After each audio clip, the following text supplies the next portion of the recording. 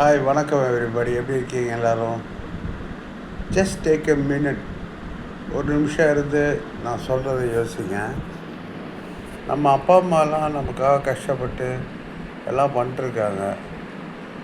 ஒரு டீனேஜ் வரும்போது நம்ம அவங்கள உதாசீனப்படுத்துவோம். ஆனால் அவங்க பண்ண சாக்ரிஃபைஸ் எல்லாம் நம்ம யோசித்து பார்க்குறோம்.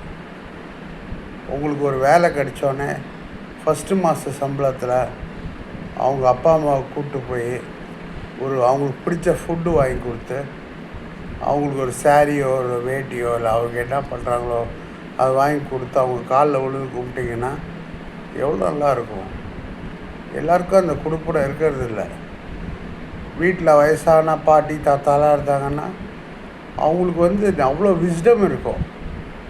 வாழ்க்கையை வாழ்ந்தவங்க, அவங்க பேச்சு கேட்கணும். என்னதான் அவங்க பழைய பஞ்சாங்கமாக இருந்தாலும் அவங்க எல்லாத்தையும் பார்த்துருக்காங்க வாழ்க்கையில். அதனால டேக் அ சம் மினிட்.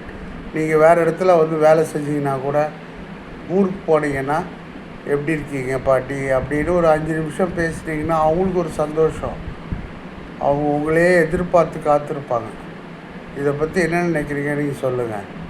ஏதோ எனக்கு தெரிஞ்சது, I miss my mom and dad, my grandma and grandpa.